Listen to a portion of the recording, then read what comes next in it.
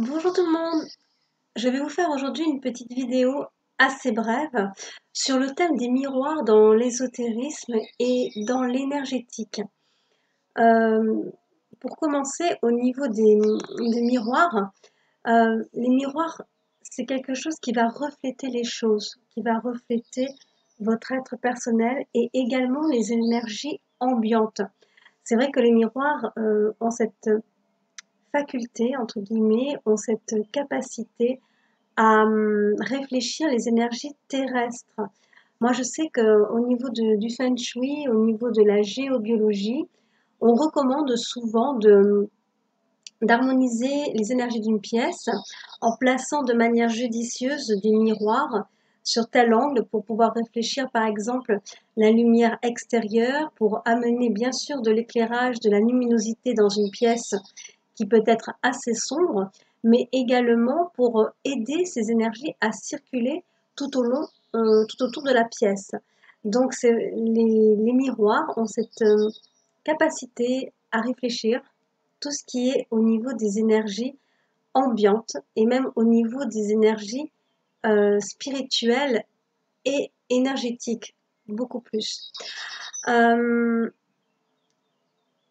Là aussi, pareil, hein, des miroirs qui seraient mal placés ou de manière un petit peu maladroite, si elles sont mal placées dans des pièces, peuvent contrarier le flux naturel des énergies, comme des colonnes énergétiques, comme l'énergie qui vient de l'extérieur, la luminosité. Ça peut venir contrarier, ça peut venir casser ce flux naturel qui est bien organisé, qui circule déjà bien dans la pièce.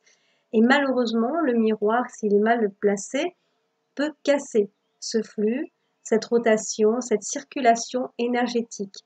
D'où l'intérêt vraiment de faire appel à des géobiologistes ou à des radiesthésistes qui peuvent, de manière judicieuse, vous conseiller pour harmoniser des lieux de vie, des bureaux également, qui peuvent vous conseiller en disant, mais voilà, ce miroir-là va vous gêner, va vous contrarier les énergies ambiantes, ou au contraire, ce miroir-là, si vous le placez de telle manière, sur tel mur, va au contraire favoriser ces échanges, ces flux énergétiques. Euh, J'avais eu sur mon groupe Facebook des personnes qui me demandaient si les miroirs pouvaient nuire à la santé d'une personne, puisque ça joue au niveau des énergies. Est-ce qu'il peut y avoir un impact? Alors moi là-dessus, je vais être assez euh, je vais être assez réservée, c'est-à-dire qu'au niveau des énergies ambiantes, c'est vrai que le miroir va réfléchir certaines ondes, certaines énergies, certains flux énergétiques, mais de là à dire c'est un miroir placé qui m'a fait du mal, je dirais non. Il faut être prudent un petit peu là-dessus. Je dirais plutôt que c'est l'ambiance qui a été un petit peu chamboulée, qui est venue en contrariété avec votre propre énergie, votre aura, et qui est venue peut-être alourdir l'environnement dans lequel vous êtes.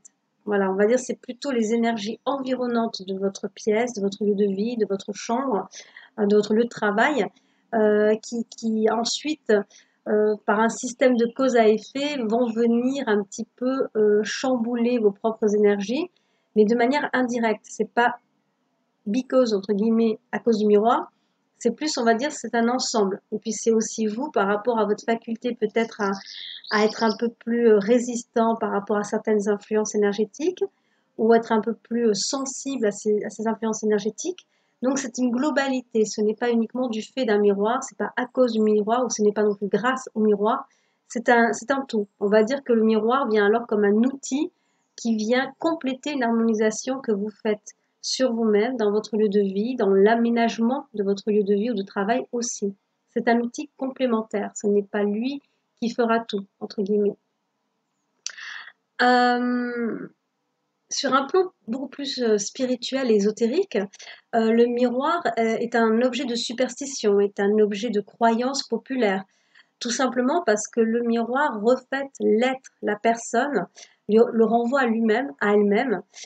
Donc, un miroir ne ment pas. C'est un petit peu comme l'image que l'on a Blanche-Neige, quand la sorcière demande à son miroir qui est la plus belle, le miroir ne va pas lui mentir. Il va lui présenter les choses telles qu'elles sont, telles qu'il en a la perception, entre guillemets.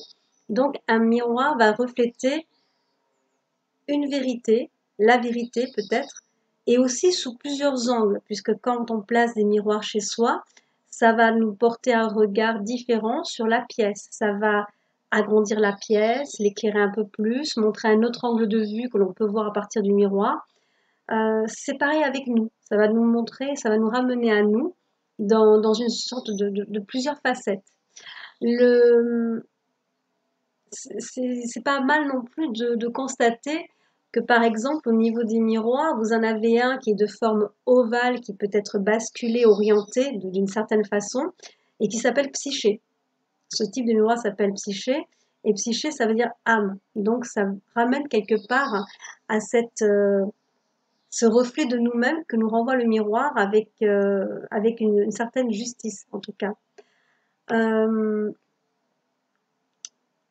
Il y a aussi la croyance populaire et superstitieuse qui nous renvoie à cette idée des 7 ans de malheur si l'on brise un miroir. Là, pareil, je me suis un petit peu interrogée sur le phénomène. Je me disais pourquoi 7 ans, pourquoi pas 9 ans, pourquoi pas un mois, 1 heure de malheur, ça serait bien aussi, hein, ça serait pas mal. Pourquoi? Ça ramène à quoi? Euh, Au niveau même comment dire, de, du concept de l'évolution de la personne dans les siècles, quelles que soient les cultures, quelle que soit l'époque, quelle que soit vraiment tout, sur le plan vraiment, on va dire, planétaire, entre guillemets, donc quelle que soit la civilisation, quelle que soit l'époque, on a constaté, et ça c'est quelque chose que l'on constate aussi encore aujourd'hui, qui a encore une trace aujourd'hui encore, c'est l'évolution d'une personne se déroule par cycle de 7 ans. On dit toujours 0 à 7 ans, 7 ans devenant l'âge de raison, c'est-à-dire qu'on quitte l'enfance et on commence à avoir une réflexion propre, on quitte un peu le monde imaginaire, on devient plus rationnel, plus matérialiste aussi.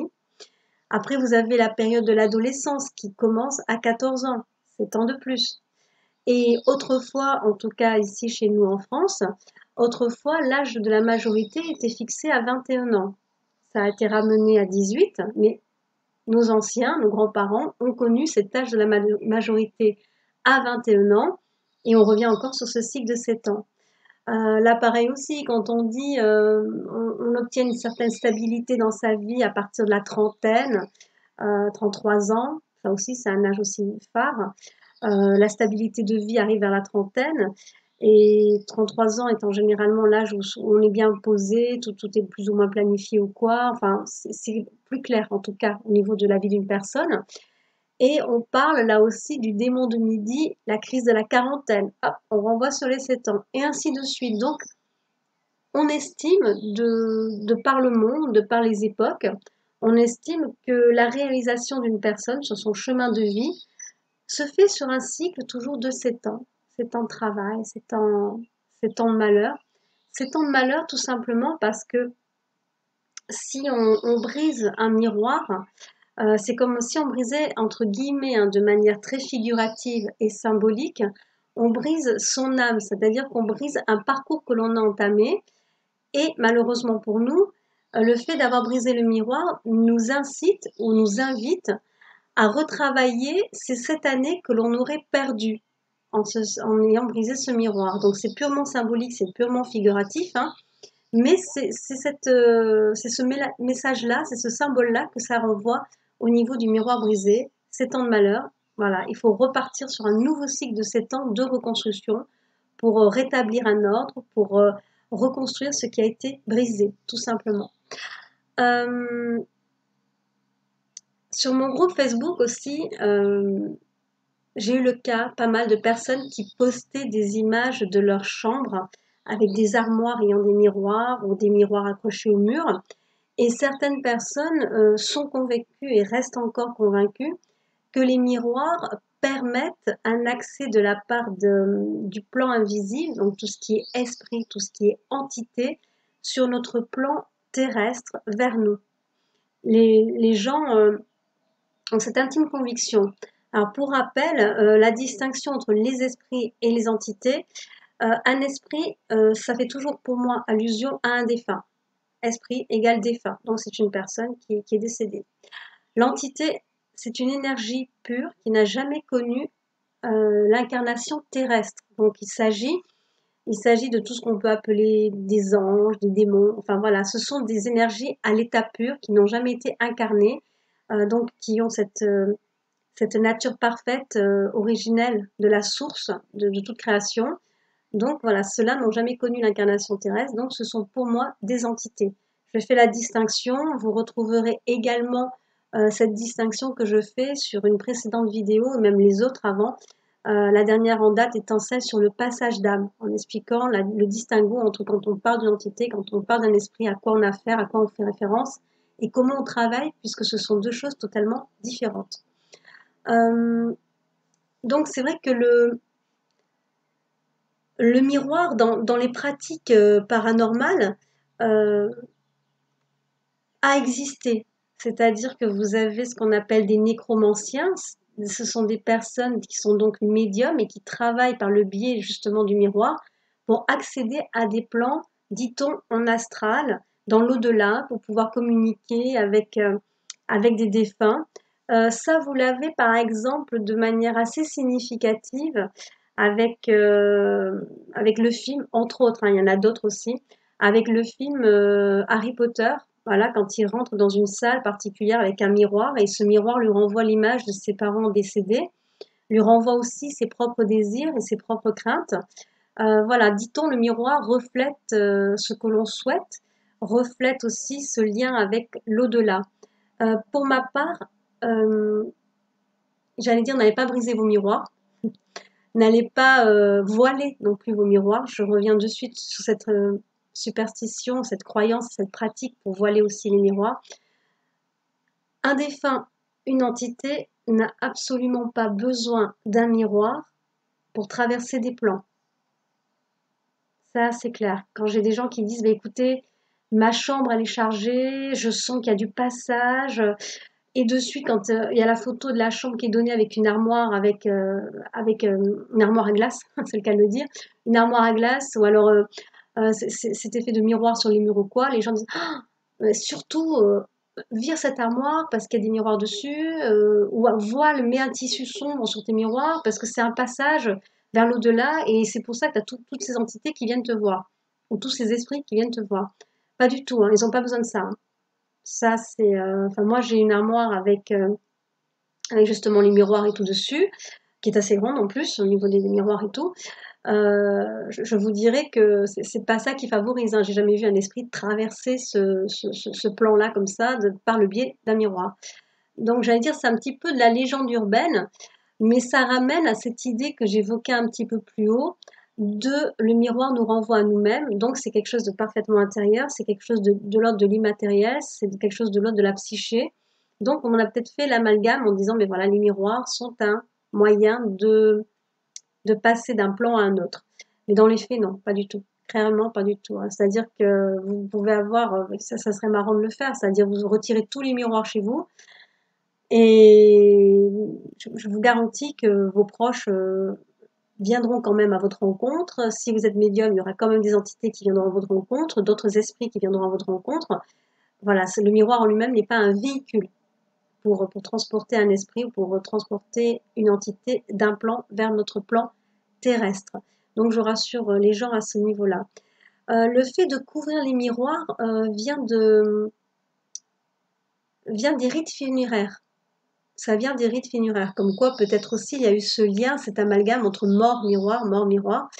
On explique, et encore je sais que dans certaines religions ou dans certaines cultures, au niveau des rites funéraires, moi par exemple au Pays Basque, qui est quand même un pays assez traditionnel et très superstitieux aussi, parce qu'il y a une histoire au niveau du Pays Basque qui est liée à la sorcellerie et tout ça. Je sais que ici, dans les familles vraiment traditionnelles ou avec les anciens, lorsqu'il y a un décès dans une maison, on couvre les portraits du défunt déjà, c'est-à-dire que s'il y a des photos, on les cache, on les retourne. S'il y a des peintures du défunt, on les cache, on les voile. Et s'il y a des miroirs, on voile de noir le miroir, tout simplement, dit-on, pour ne pas que le défunt reste accroché, ne soit pas happé par ce miroir et ne reste pas sur le plan terrestre. Également, c'est pour signifier, donc j'ai fait des recherches à ce niveau-là aussi, c'est pour signifier que on utilise l'expression miroir des vanités, c'est-à-dire que le miroir renvoie souvent à son ego aussi. Est-ce que je suis jolie? Est-ce que je suis mignonne? Est-ce que je suis beau? Est-ce que je suis bien habillée? Ça ramène à soi, mais aussi dans cet aspect de l'ego. Et c'est pour éviter justement que le défunt ne, ne reste à nouveau sur ce plan terrestre, matériel, justement, et puisse trouver cet accès à des valeurs autres que celles des considérations humaines sur son apparence et tout, qui ne trouve pas une accroche, en tout cas, pour rester sur le plan terrestre. C'est pour ça que l'on couvrait les miroirs à l'époque. Et après, toujours dans un usage mortuaire, les croque-morts, autrefois, le terme croque-mort signifiait qu'en fait, la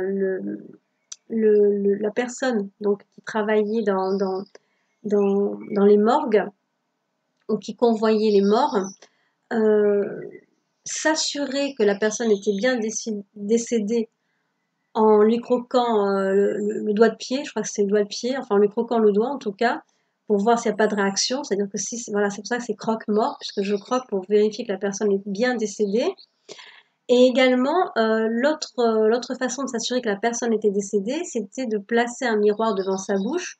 Et s'il y avait de la buée, ça voulait dire que la personne respirait encore, donc elle n'était pas décédée. Et s'il n'y avait strictement rien, aucun dépôt de buée, de respiration, de souffle sur le miroir, ça venait confirmer comme quoi la personne était bien décédée. Donc le miroir, voilà, accompagnait un petit peu ces rituels funéraires, a accompagné un petit peu ce monde spirituel.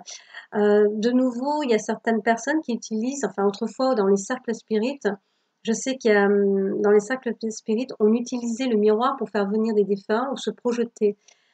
Pour moi, à nouveau, le miroir n'est pas du tout un véhicule entre l'au-delà et chez nous. Je dirais plus que c'est un support, comme un autre, comme le serait le pendule ou autre. C'est un support pour se conditionner euh, à se projeter peut-être soi-même vers autre chose, vers d'autres plans. C'est un support en lui-même de méditation, de mise en transe peut-être. En tout cas, dans les cercles spirites, c'était envisagé comme ça et c'était utilisé à ces fins. La personne se mettait face à un miroir et attendait cet état, on va dire, second pour pouvoir ensuite contacter les défunts.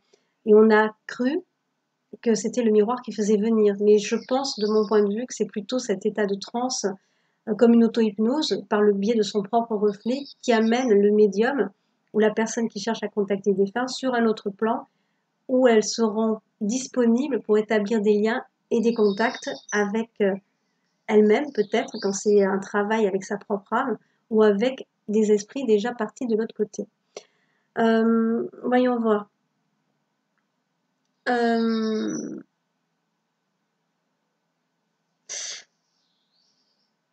donc, là aussi, pareil, sur le groupe, on m'avait dit, mais c'était une dame qui m'avait dit ça, mais moi j'ai vu le reflet de mon papa dans le miroir. Alors c'est amusant parce qu'en fait, ce que je lui ai expliqué et répondu à la dame, c'est qu'en fait, son papa n'était pas là dans le miroir, en face, comme ça, en face d'elle. Son papa était à ses côtés, ici sur le plan terrestre, et le miroir a su réfléchir cette image. C'est différent. Voilà, j'ai rassuré la dame en disant votre papa, il n'est pas coincé dans le miroir, hein. D'ailleurs, vous verrez ma petite vignette de présentation de cette vidéo fait référence au film Mirror, qui est un film excellent qui traite des miroirs, mais c'est un film d'horreur. Voilà, c'est un film d'horreur. Donc, n'allez pas partir dans des gros délires en disant c'est comme ça que ça se passe. Non, ça ne se passe pas comme ça. Mais le film est particulièrement bien fait pour traiter justement de tout ce qui est superstition et croyance quant au lien que peut faire un miroir avec l'au-delà. Pareil, hein, dans certaines cultures, on utilise, même chez nous encore au Pays Basque, hein, c'est quelque chose qui s'utilise. Vous avez parfois des œils de bœuf, c'est-à-dire vous avez des miroirs arrondis qui sont fixés aux maisons ou qui sont fixés aussi des miroirs un petit peu en mobile. voilà, en suspendu, des mobiles suspendus au-dessus des portes ou quoi. Dit-on là aussi pour chasser les mauvaises présences, parce qu'en fait, ces présences, lorsqu'elles se voient dans le miroir, elles sont renvoyées à elles-mêmes, à leur nature sombre et horrible, et du coup, elles prennent peur et elles s'échappent. Voilà, le miroir a cette, comment dire, cette correspondance particulière avec la superstition, avec l'au-delà, c'est vrai qu'en soi, un miroir, c'est super troublant, hein. Même si on peut l'expliquer physiquement, pourquoi ça reflète avec l'argent qui est derrière, pourquoi ça renvoie cette image. Moi, je sais que moi, ça me fascine, hein, à ce niveau-là. Je me dis, waouh, quand même, t'imagines, c'est quelque chose qui te renvoie ton image et tout. C'est bluffant que ça existe, hein. Vous avez les surfaces de l'eau. Là aussi, pareil, hein, dans, dans le film Harry Potter, vous avez à un moment donné une scène où on regarde, on se reflète dans l'eau et on essaie d'y mettre soit nos souvenirs, soit d'en extirper. Voilà, toutes les surfaces réfléchissantes nous renvoient à nous-mêmes au final. Avant, c'était avec l'eau, comme avec le mythe de Narcisse qui tombe amoureux de son propre reflet et qui se jette à l'eau pour nous rejoindre. Voilà, là aussi, ça fait partie de l'ego. Voilà, le miroir est un étrange outil qui a suscité pas mal de superstitions, pas mal de croyances, pas mal d'explications, même en psychanalyse et tout. C'est particulier, c'est un outil assez particulier. Alors j'espère que toutes ces informations, cette petite aparté sur les miroirs vous aura intéressé. Bien entendu, vous pouvez me laisser vos commentaires, vos questions, tout en dessous de la vidéo. Si cette vidéo vous a plu, vous a intéressé, si vous l'avez trouvée anecdotique, ça change un petit peu, c'est un autre thème, vous pouvez la partager, la liker. Et pour ne pas manquer mes prochaines vidéos, donc là je vais faire un petit replay entre guillemets de la conférence que j'ai tenue hier au soir, qui était dédiée à la vie, aux vies antérieures, le karma et tout ça, comprendre un petit peu ça. Donc c'est une séance qui s'est déroulée hier soir, qui a tenu à peu près sur 1h30 à 2 heures. Et je vais essayer d'en faire un condensé pour le mettre à disposition du plus grand nombre via les réseaux sociaux, via YouTube et ainsi de suite. Donc je suis en pleine préparation de cette prochaine vidéo. Je vous remercie donc de vous abonner pour ne rien manquer par rapport à mes prochaines sorties. Je vous dis à très bientôt. Passez une bonne journée. Bye bye.